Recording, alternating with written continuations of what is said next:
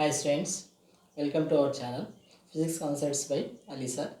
In the today's session, we are going to discuss about one of the topic of heat of 10th standard, and now that is principle of methods of mixture. In this session, we will discuss and again we will derive the resultant temperature formula, and again we will discuss about what is principle of methods of mixture. Okay, right. This is one of the very important derivation for 2 marks, and sometimes this you can expect even for the 4 marks also, and those all things we will discuss right now. And a small experiment now let us do for this one. And so the first one is, take a beaker, and inside of this beaker take now let us assume this is a beaker and whose mass is m1, and let's assume that already this water has been heated and has some temperature. Now let us take that temperature is T1. Okay, and now let us take another beaker, and which is consisting of m2 mass, and whose temperature is T2 degree Celsius. m1 gram T1 degree C, m2 gram T2 degree C. Okay, and comparatively this one is a high temperature. Now let us take is a hotter body. This is a hotter body. Means this is a colder body. And means what is that? The condition is T1 is greater than T2. That is the condition we are taking. Means this beaker temperature, this beaker water have high temperature. This beaker water have low temperature. And afterwards, now let us take one big beaker. Let us transfer this water as well as this water inside of this one. And so then what will happen? Then here two changes will be takes place. This beaker will consist of then both the masses m1 plus m2. So how much will be the temperature? That we have to discuss now. And here this temperature, whatever it is consisting, the temperature is called as resultant temperature. What is meant by this resultant temperature? Once when we are mixing T1 degree Celsius and T degree Celsius, it is how the temperature is called as resultant temperature.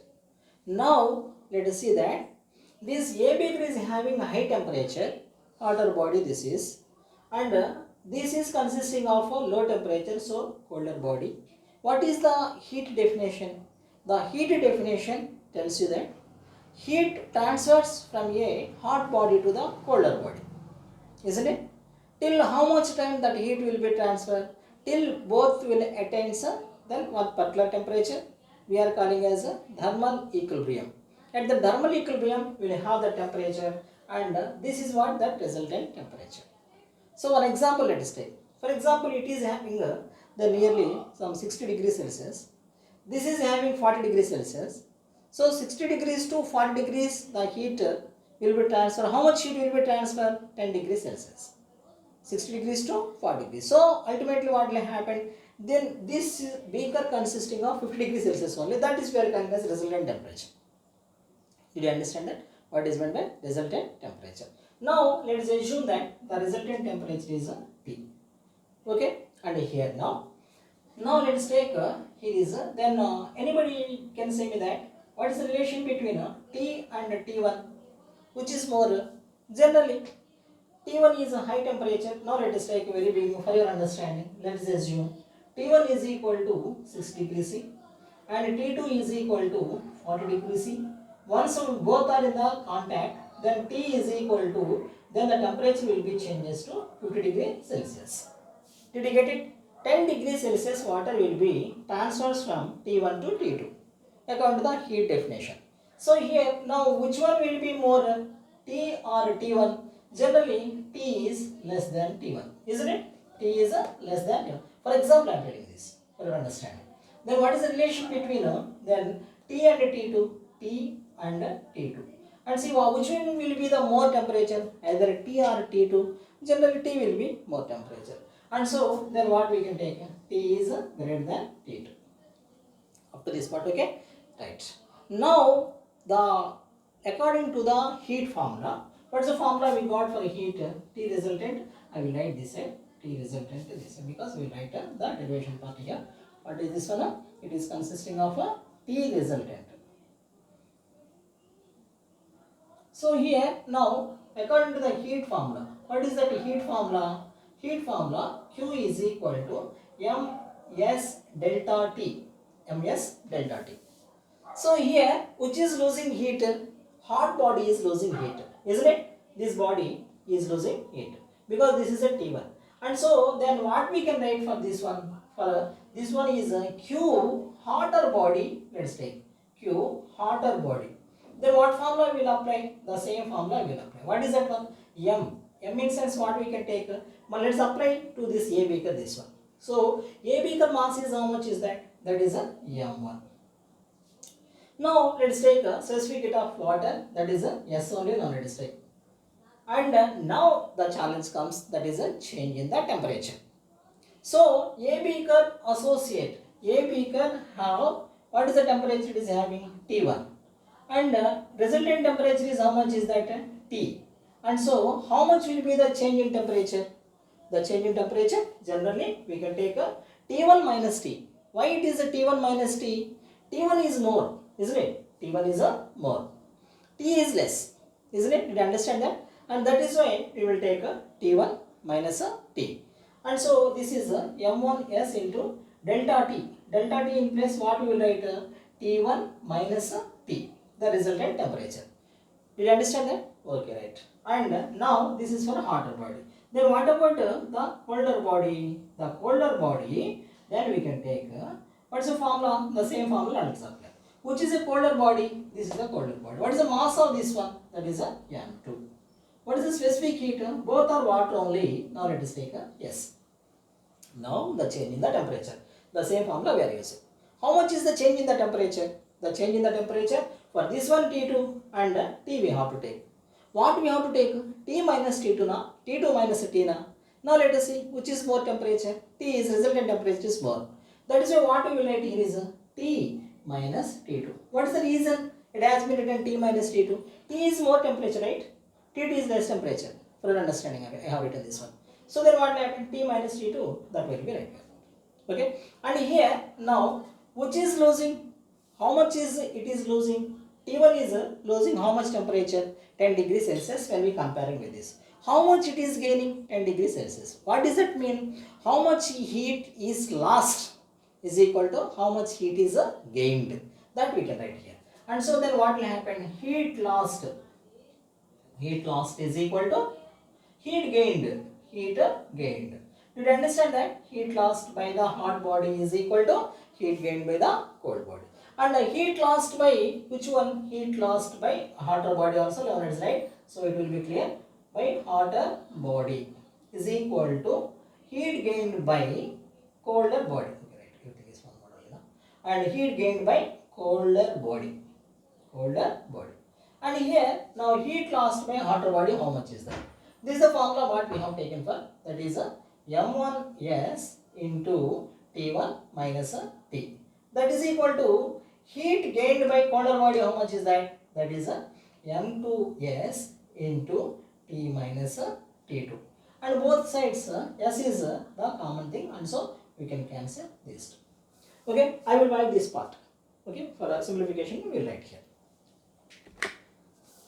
So the resultant temperature, this diagram, 3 diagrams you must draw in the exam hall.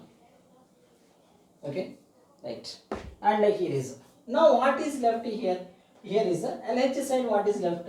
M1 into T1 minus T, that is equal to M2 into T minus T2.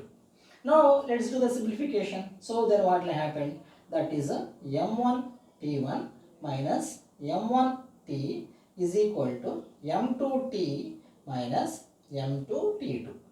Now our aim is to find out resultant temperature. So now let us take all resultant temperatures one side. Then what will happen now? This will becomes m2 and m1 T1. Let's take this side plus m2 T2, that is equal to m2 T plus m1 T. What's the common thing we can take in these two? Capital T we can take. capital T is equal to m1 plus m2. And this one will be how much is that? m1T1 plus m2T2. Now let us take only the resultant temperature, otherwise now let us take flip-flop. And means this side is this side, like LHS, RHS both mutually, let's say exchange.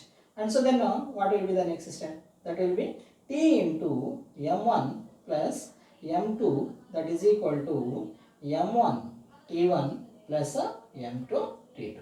Ultimately we need a resultant temperature. So T is equal to, this is m1T1 plus m2T2 by m1 plus m2. This is the most important derivation, and numericals you can expect based on this one. Okay, I hope that you understood what is the derivation of this T is equal to the resultant temperature m1T1 plus m2T2 by m1 plus m2. Very simple. Two beakers we have to take, and afterwards different temperatures we have to take. Those both will mix in any one big container, and their hot body will lose the temperature, cold body will gain the temperature. We will equal both. Ultimately we will get the resultant temperature. Okay, that is about the derivation of T is equal to m1T1 plus m2T2 by m1 plus m2. Okay, and here is, and okay, this part. Okay, then all of you take a screenshot. Okay, right. And one simple concept also now completed now. And here is one simple concept also there. That concept also now let us see, because very often this is in the coming in the exam. That is we are calling as principle of methods of mixture. What is meant by this principle of methods of mixture? Heat lost by hotter bodies is equal to heat gained by colder bodies. Colder bodies. How can we express this one? Heat Q lost is equal to Q gained. We can write even the hotter body and a colder body also we can write. So what is the definition for a principle of methods of mixture? This also we can call it as a principle of or law of calorimetry. And what is meant by the principle of methods of mixture is, when two bodies with different temperatures, when they are in thermal contact, the hotter body will lose the temperature and the colder body will gain the temperature. So also we can say heat lost by that hotter body is equal to heat gained by the colder body. Only the hot bodies will lose the temperature and the colder bodies will gain the temperature. That is we are calling as principle of methods of mixture. Okay, got it? And so this is the session about the finding the resultant temperature and the principle of methods of mixture. Okay, I hope that this session is useful for you, and support me, Nana. Wish you all the best.